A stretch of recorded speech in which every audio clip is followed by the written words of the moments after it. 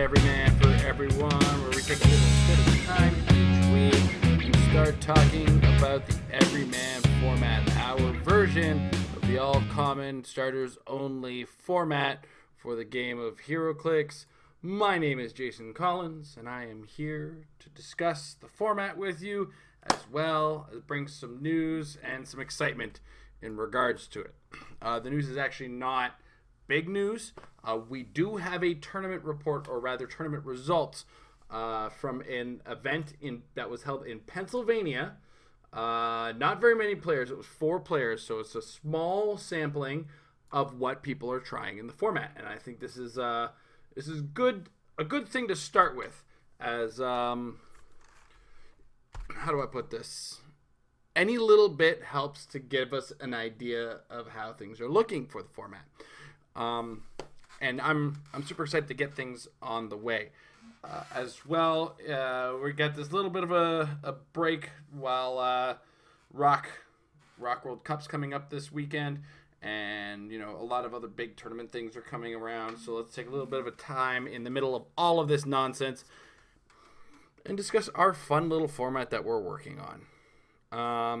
As far as anything else is concerned, I've taken a little deeper look into Battle World. Last week, I know we went piece by piece over it. This week, we're going to try another figure, building a team with another figure that we know is going to be strong in the format. But I do want to spend a fair bit of time talking about the results from this tournament. As there's some interesting things that I didn't think of. But again, this is a 4-person tournament, so this is just a small sampling of some of the possibilities that could be happening in the format. So I think it goes without further ado. Let's just make sure my keyboard hotkeying is going to work the way I want it to. Looks like we're going to be good on that one. Okay. Just don't want you guys digging through my emails, that's all. Not that there's anything of interest in there, to say the least. All right. So without further ado, let's take it to the limit one more time. Oops, I'm hitting the wrong place, the wrong buttons. I'm doing all kinds of wrong things. All right, let's take a look at this. All right, so this event happened in the vault, and excuse me one second, I went and screwed up and didn't cover this. The venue was called the Vault in Kutztown, Pennsylvania. That's C-U-T-Z-Z for those in south of the border. Town, T-O-W-N, Pennsylvania. So, and yes, Ricky Yell is in the chat to correct me if I screw anything up, because I am dealing with handwriting here. Okay, so I'm going to try to go through this as easily as I can and see how it all looks out. All right, so first we have this team by Josh Kerman. This was a figure I had thought about after the fact, and I thought would be a lot of fun in the format, and that is Madcap. For those of you unfamiliar, Madcap, whenever he takes damage, he has that like quick super healing thing effect that the prime rare Deadpool has. So he'll take damage and then he'll roll a die, and however half the result, he heals after taking the damage. So you have to murder him hard, or the guy rolling with the Madcap has to have some pretty bad dice rolls. In addition to which, he has an ability that forces anybody in close combat to make attacks on him specifically. We also have a 20-point Harley Quinn, a 50-point I probably should have gone over this a little bit better ahead of time. We have the 100-point Nico Minoru, and we also have a Chipmunk Hunk on there as well. So let's see here. Let me just pull up HC Realms in another window so that you guys don't see me digging through it too much, as I am trying to make out what that figure above Nico Minoru is. Sorry, this is one of those hard things, is we all have terrible I have the worst handwriting, so I'm non-judgmental when it comes to handwriting, but I am trying to work my way through it as best as I can. Massacre! I thought it was Massacre, and I just wasn't sure, and this is another one of the Mercs for money. Each time after another friendly character heals for higher keyword KOs an opposing character, heal him 1 click. He's also got support on his first click with a 10 attack, which is cool. He's got charge and flurry as a special movement power. So Massacre is a very cool addition to this team. Those of you unfamiliar of the difference, the What If starter set Nico Minoru, at 100 points, she's got Incapacitate and Telekinesis, a special attack power, and a special defense power. It gives her barrier and super senses. She's got Shape Change on her first 3 clicks. She's also got the Mystic Steam ability. And then halfway down her dial, she turns to Probability Control and whatnot. So, awesome, Brandon and Rick. Welcome to the chat. Keep me up to date as I continue to screw things up here. So, as you can see, this is it, from the looks of it, this is Madcap's trying to tie you up, kill things, keeping Massacre alive. And it's close combat in a group backed up by Nico Minoru to TK and Cap wherever she needs to go. I like this. It's a good, unique plan. Chipmunk Hunk also adds that alpha strike of going forward and quaking. For 20 points, you can't go wrong with that. All right. Now, this ended up going, unfortunately, 3 losses, but there's ideas here that are starting to form. And I think this is a close version of what could be considered Don't Die tech in this format with a character like Madcap. Whoops. I went and control tabbed on the wrong thing. All right. So next up, this is Rick's team, this is you, Rick, in the chat, I'm assuming. He's got 2 Batman Beyonds, the Joker's Wild Commissioner Gordon, the Joker's Wild Penguin from the Fast Forces, a Mudman, a Leslie Tompkins, and a suited henchman. And then I remember you mentioning that you used a Penguin Lounge as your team. This looks familiar.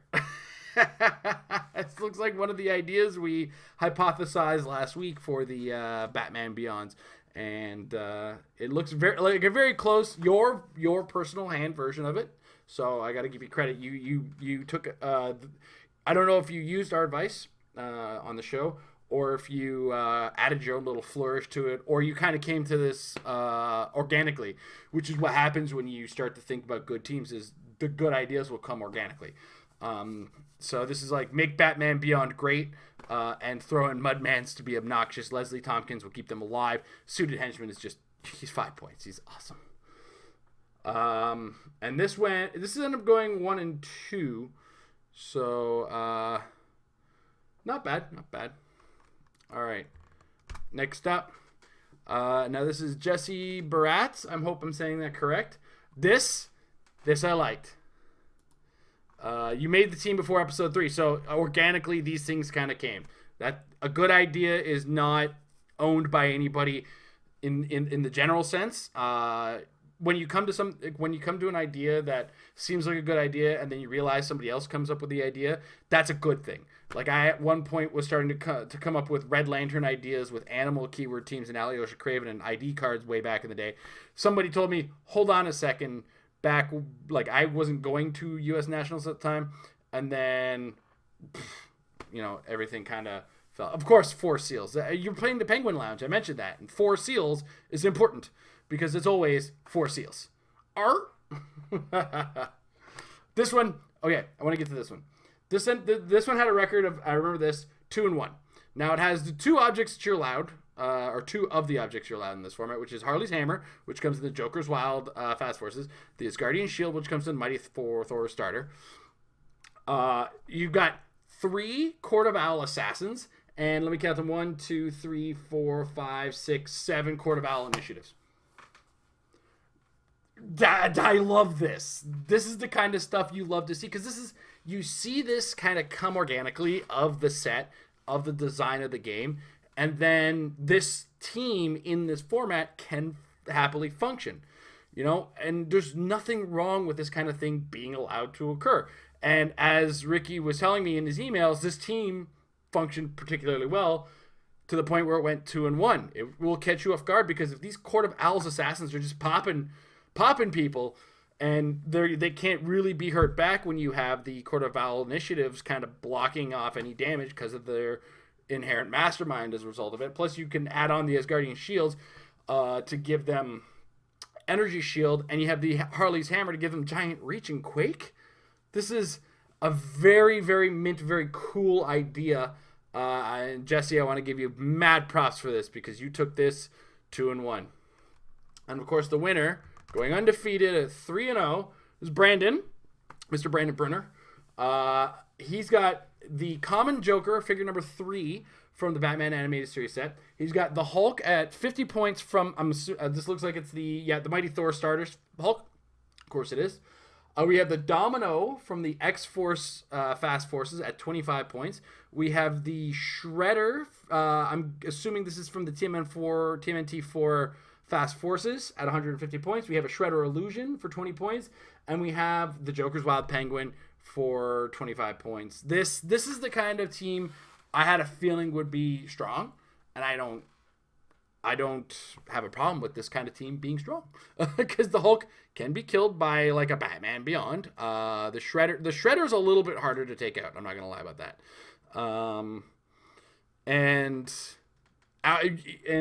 Brandon just kind of mentioned in the chat that it's a very awesome surprise. Then Jesse was super happy because he was hoping to play the Court of Owls since he started playing 3 years ago. And this is another organic thing that like occurring from the idea of this format is that we have people making their dream teams. They see a figure, it's like, I want to do something with that figure.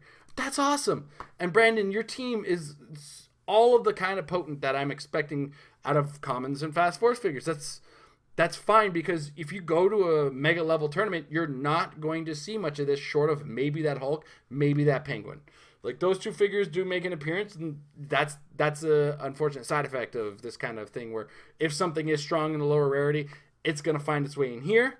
But I want to say, first of all, thank you, Ricky, for getting me these results. This is important stuff. This is the kind of stuff I want to see. Congratulations, Brandon, for winning, going 3-0 with this very potent, very awesome team. You've used low point probability control. You've got stat increases from across the board with the Penguin. You've got like 2 figures that are low point probability control. You got the Joker capable of using the smoke cloud at a distance. And of course the Shredder is your anti-Batman Beyond, like you're saying here, because you can't range attack him. So awesome. I'm loving this. Like this first result is not. This is the format, guys, but this is the information we need to be gathering is, are people trying things? What is working? What is not working? And, you know, is something dominant so that we can address it on this show and say, how do we beat this? Because this kind of conversation, this doesn't happen enough when we have these sort of formats. And I think I'm sort of guilty of it with the Rock Age. I've kind of ignored it because I'm not much of a Golden Age player, to be brutally honest. So and I do owe the Rock a bit of an apology on that. I'll probably start some kind of show. I might even turn into the Mind of Madness if I can't get a flow back going for that show. I might turn that into my Rock Age kind of discussion. I haven't decided that yet, but I'm kind of going off the cuff here because what's important is it's one thing to create a format. It's another thing to maintain the conversation on the format. That's something that doesn't happen nearly enough when people are like, let's create this format and let's create this thing. And then all of a sudden they're just, the people who create it are nowhere to be found and they're only supporting it in the form of their tournaments. They're not having strategies or they're not helping develop their own strategies and whatnot. So, or they're not even talking about the possible strategies and why they're just cool with that. So. All right, I'm going to take a quick swig, and then we're going to start talking, and we're going to go back and go low-key. So, Rick, Brandon, thank you very much for your results. If you or your store are running an Everyman Project format event, you can find the format in the link below. It is now our permanent link, and come next week, once Battle World is legal on the WizKids site, I'm going to edit the site to make sure that Battle World is now mentioned and the figures that are legal or not legal in the set are added to the master list that I have on that link. So link is in the description below. The WordPress or Married with Clix Battle Report .wordpress.com, I believe, is the entire link. And you can click on the Everyman Project link from there. Okay. Now, a figure we don't talk about enough in regards to this format, and a figure who should start to be looked at because people are going to come up with ideas for it. That figure is Loki. All right, so let's go to the HC Realm scene. See what's up with the mighty Thor, Fast Forces, Loki. Now, one, I like that we have a Loki who's in this format. That's primo stuff. And I think this Loki could be key to that don't die tech that was attempted with the Madcap. Now, let's look at this objectively before we kind of go off the rails here.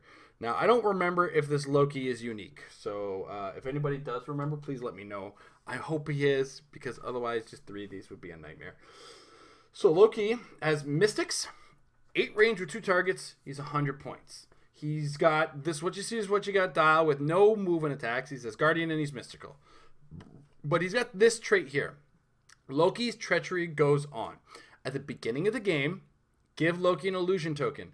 When he would be KO'd, remove the illusion token and turn him to click 1 instead. If he has an illusion token, he can use colossal stamina and cannot be healed. So he can just keep going. And if he happens to die, you don't lose any points. You just remove the illusion token. This is Loki. Now, at first glance, you see this dial. It's like, it's not that tough a dial. But then you got to remember, you got to double this dial length. And it's just copy paste it on another set. Because you have to deal with it twice. It's pretty insane if you think about it. Big time. And as well, in the early game, he can maintain the pressure. He's a super potent, super thick-dialed, tough dude. So here's one consideration, up for consideration with everybody. We saw him in another team. Let's consider Madcap for this team, just right off the bat. Now, we have 2 versions of Madcap. Both do their dials will be exactly the same. Yes, he will have to die. If he does die by Pulse Wave, one thing worth mentioning is if he dies by Pulse Wave while he's still got the illusion token, that is not going to, he's not going to have that double dial. But then we have to remember the availability of Pulse Wave in this format becomes a little less popular. It exists, it's just not everywhere, as it were. So what we have with Madcap is 2 versions of him, both same dial, same power set. The Mercs, and he either has the Mercs for money or I'm the Deadpool branded mercenary you hired. Once per action for all characters with this trait. When another friendly character with a Deadpool core keyword would be KO'd, you may instead turn that character to his last non-KO click, then heal at 3 clicks. If you do, KO one friendly character with this trait. Probably not going to be something that's going to come into effect. And the other one works for money each time another friendly character with the heroes for higher keyword KOs an opposing character. Heal Madcap 1 click. Again, probably not a big deal. Probably not going to happen. And then he's got Boop. Adjacent opposing characters can't make attacks unless they attack a character named Madcap. An important element, because that could be key to protecting our Loki in this version of I'm not going to die tech in this format. Then he's got the instant healing trait. When Madcap takes damage after actions resolve, roll d6, he'll have Madcap have the result. So if he was to take damage, which averages about 3 to 4, let's say on a big dude, you're going to roll a die, and then he's going to heal that health. I think that's pretty okay. So we'll just throw one of these on, and let's color scheme it, like keep it wacky with this version of him, because it doesn't really matter. All right. So Loki and Madcap, we have 200 points here. This is, again, we're trying to push a don't die tech build right now. And I'm not going to lie. Personally, this is not the kind of tech I'm ever going to use. Why? Because it is boring to play and it is boring to play against. It's a hot mess nightmare, to say the least. What's more is there are other options to add to our 100 points that are particularly hard to kill. I'm going off of things I know Bizarro Police are. We discussed this last week. Bizarro Police are not common. So let's go to Advanced Search. Let's look at our modern age commons and just in general.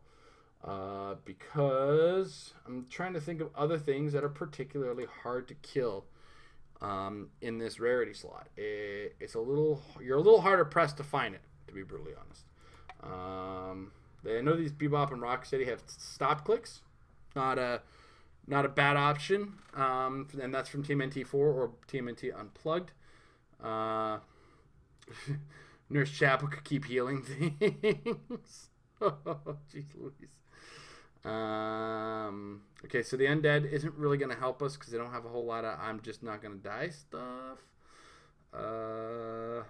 Alright, so I'm not seeing much flying off out of the paper on me on the other sets.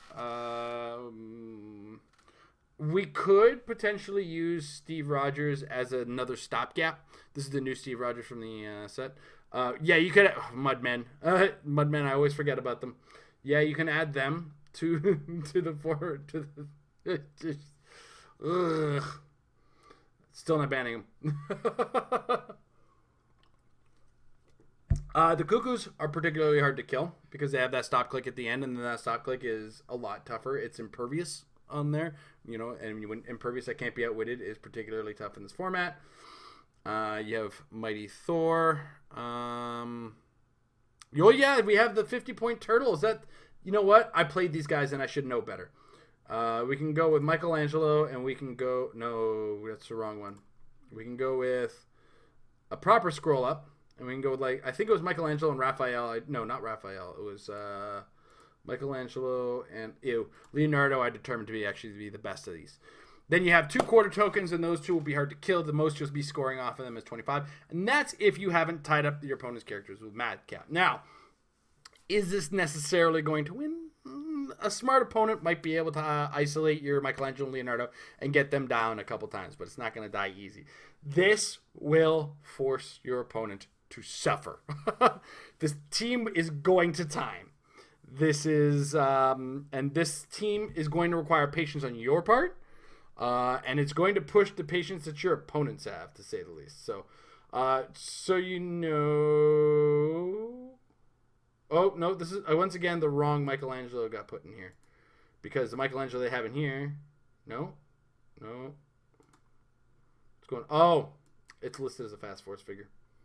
So I have to go this far. Go Michelangelo. And... Yeah, and he's got the continue, whirling spin attack. Sidestep, improved movement, characters, and flurry, but only when he has no action tokens. And Leonardo, because leadership... And Blade's Claws with exploit weakness with 3 damage. Like, this is your offense. It's a lot of 3 damages that you can penetrate with. Loki can do penetrating psychic blast. Leonardo can do penetrating close combat attacks. Michelangelo can throw a lot of attacks in case of something similar. So you can go with this. You can go with the Mudmen. There's a lot of possible options with this. I'm kind of leaning towards this one, but that's the flat out don't die tech. Let's step away from that for a second because cool as that may be, let's go back and go with our advanced search on the Asgardian keyword just so we can see what options we can go with theme with the Loki. I like to go strategy team and whatever theme teams that we can put together from them. Now, Asgardian is going to be a little bit more limited in scope, as commons, modern, and Asgardian are a combination of specifics that, oh yeah, they just got bigger. 2 figures got added in Secret World Battle World. We have Thoris, who's got enhancement, which is awesome for Loki. And then should something die 50 points or more, you get that probability control on later clicks. We have the standard Thor, who can be a running shot backup, a charging character, or willpower and empower. Just depending on how you're playing. Probably going to be an additional running shot on this particular team with this one. And that's Secret World Battle World. Thor Ragnarok movie, can't forget this set. There's a Thor in that set. There is another Loki in that set. Heimdall, and the Valkyrie. And of course there's another Loki. There's a couple Lokis in the set that you could consider. And of course we have the Mighty Thor itself, where we added Thor, Loki, we got Sif, but we're not. What ends up happening with the Asgardian build is Loki just becomes a big dude, or a big thick dial in the middle of a bunch of guys that could possibly die fairly quickly. So you have to be aware of that.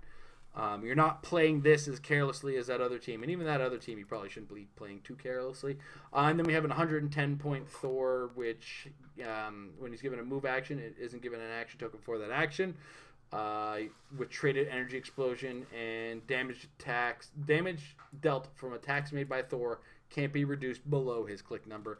And if you get him that last click, it can't be below, like he's basically doing penetrating damage. It's pretty cool.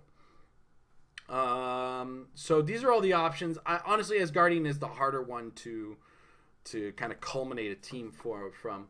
I think his other keyword, which was mystical,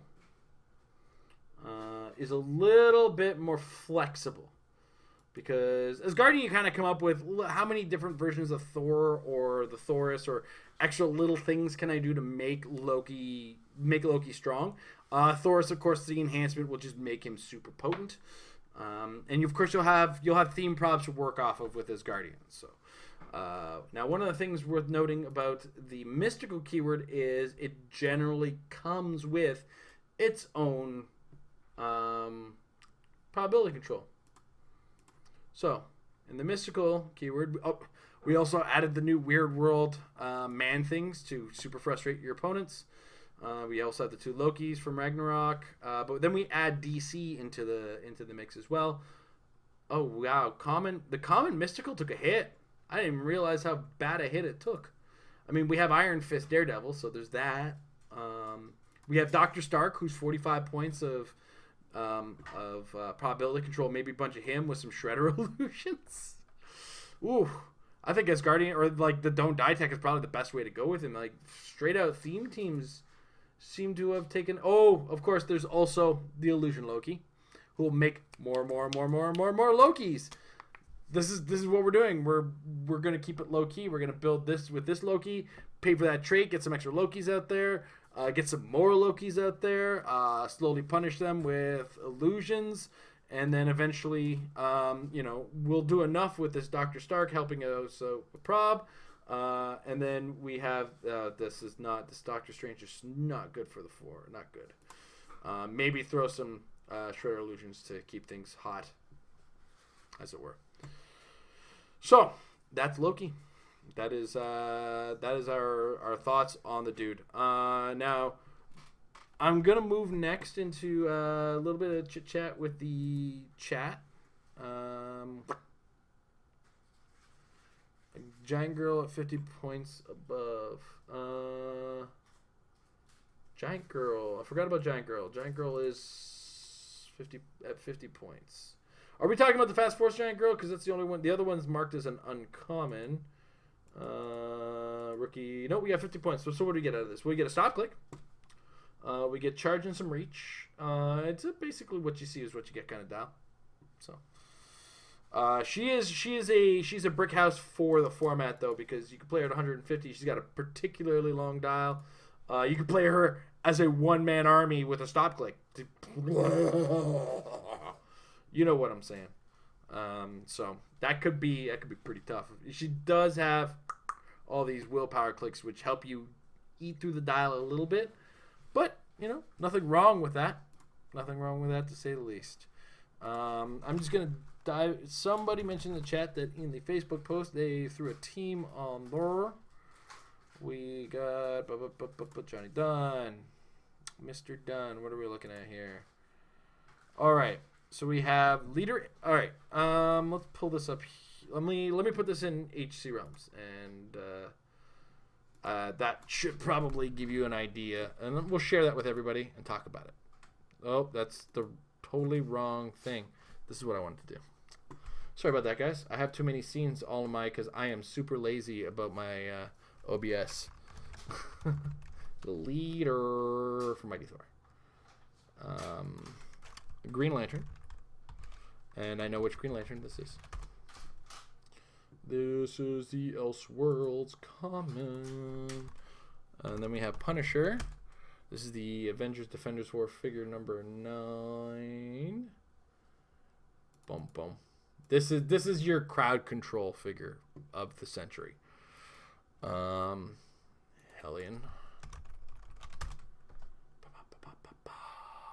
Just one. We got the Joker. The Joker. And I'm sure this is, it's this one. And Big Tony, ladies and gentlemen. Okay. We got beef. We've got beef. So what's going on here now? I want to point out a couple problems that I'm not sure our player here, Johnny, has made himself aware of. The first thing to point out is this: the Green Lantern, and I discovered this the hard way myself. His 5 or 6, the 5, like the carried character given a non-free action, has to be a higher point character. As a result, I don't know if your planned result was using the Punisher on that, but that's not going to happen. That's fine. This team is not going anywhere in the bad. I'm not throwing it in the bin yet, because you're ultimately going to be able to get the leader out of this. You're still going to be able to carry your entire team, which it looks like you carry the entire team and then you use Hellion to TK correctly where you need to go. The leader adds a little bit of much needed outwit, which he can use more than once if he's targeting a higher point character. He also... and if he chose their current defense power. So you can use it and then use it again to plan ahead or keep them away from you. Green Lantern carries your team, as we had already mentioned. This Punisher does a ton of damage, and it doesn't matter if anybody's adjacent. The idea is you attack with this Punisher, you deal 4 damage to the target you're attacking. Ignore his 1 damage. That is a falsehood. You deal 4 damage to the main target and then 3 damage to adjacent targets. Notice I didn't have to say you don't have to hit the adjacent targets. You just have to hit the first target, and then anybody adjacent to that target will take 3 damage. That is bonkers. This is a really rootin' tootin' tough kind of dude. And if you can get him to just pop off in people's faces, he will blow things up. Now, the problem with that, of course, is that, you can also set him up to have a minimum of 10 attack, or you can have him share some team abilities on this team. You can get this Batman enemy team ability to make that Joker an 11 attack on certain clicks. You can, use that to make the, or you can use the Green Lantern's Justice League team. You'll probably be using the either the Joker's team ability or the nothing lower than 10 Marvel Knights ability on him. Tornado Grenade hits an single opposing character with a range attack. Instead of dealing normal damage, deal the target 4 damage and deal each character adjacent to the target 3 damage. So this is after you've determined that you've hit the first target. It's so strong. And what you'll do now, the problem you run into, and I don't know, Johnny, if you were planning on doing this. So, and this is one of those, I hope you're not making this mistake, where your plan is to use Green Lantern, carry your dudes, and then roll the die. The only character on your team is going to be able to take an action after the die is going to be the leader, because they do have to be a higher point character than the Green Lantern.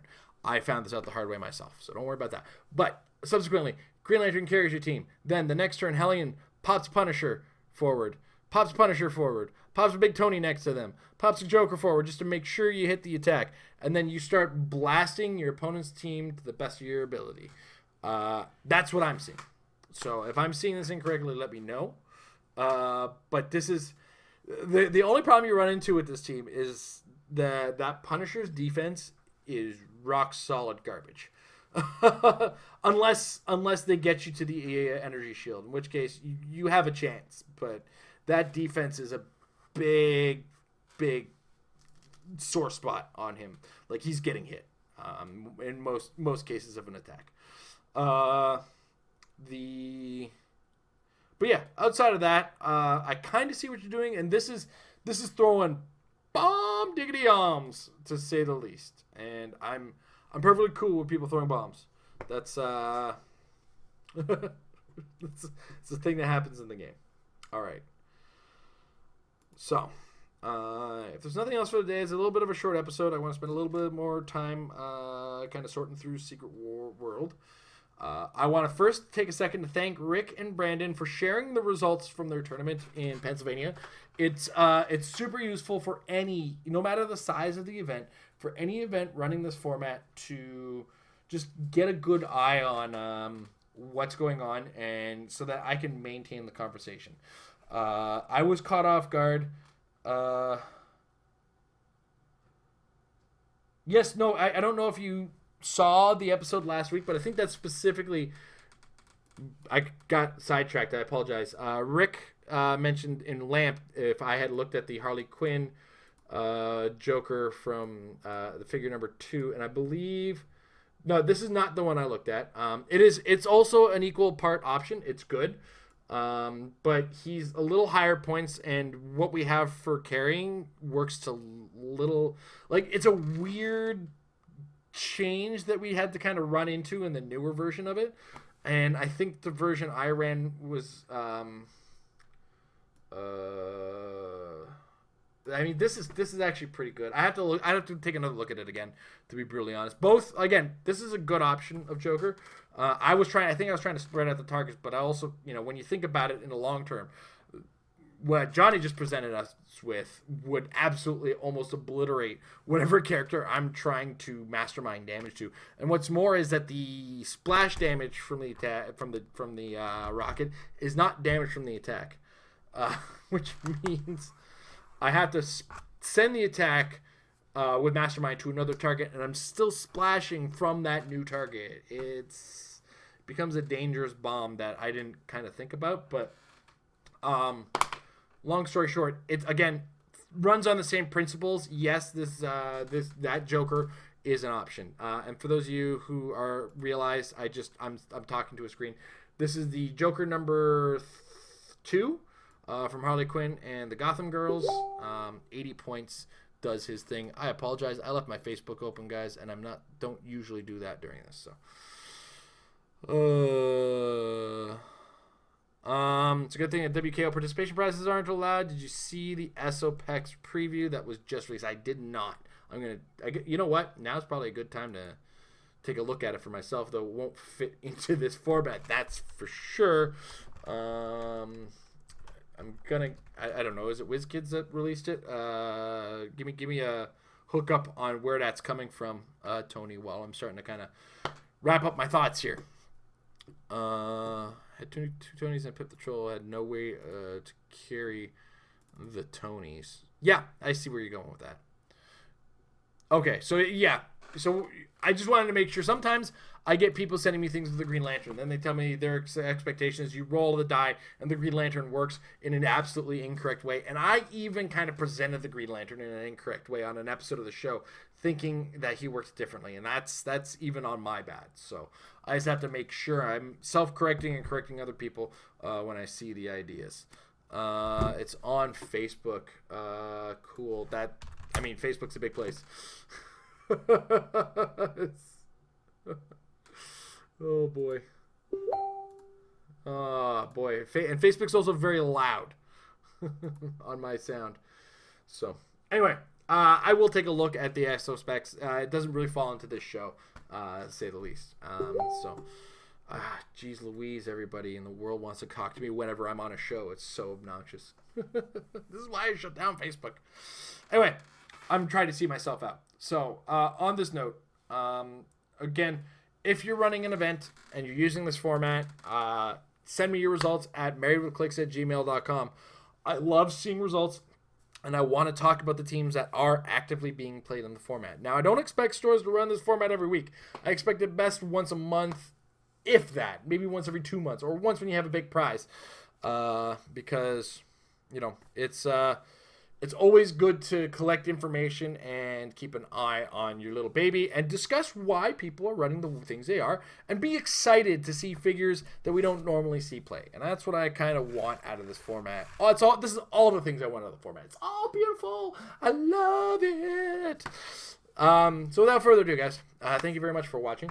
Thank you very much for participating in the format and the discussion. Let's keep it alive as best we can. Entice your judges to take a look at the format. It's very simple to get to it now. It's marriedwithclicksbattlereport.wordpress.com.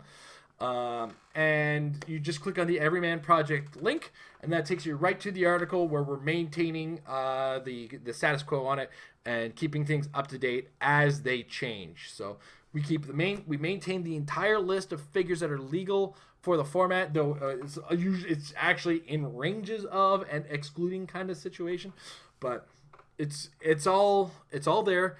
And if you want to entice your judge or discuss it with your judge, talk to them about it. It's a really good format. It's really open-ended, and it kind of lets people know that this debate about whether or not the game is pay to win is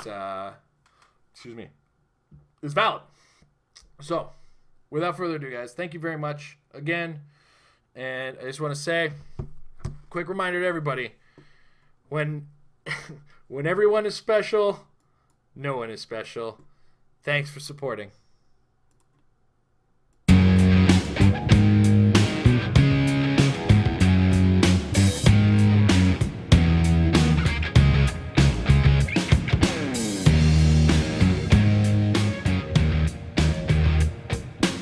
Also want to take a second to thank our sponsors over at MajesticCCG.com. Check out MajesticCCG.com/Apex-Insiders, your one-stop source for all things HeroClix, and free. You can get the brain dumps from some of the best in the game. As well, want to thank our patrons at patreon.com/MarriedWithClix. Check it out. Any valuation gets you access to the Patreon Discord and our Patreon Hangouts that happen once every month on the first Sunday of the month.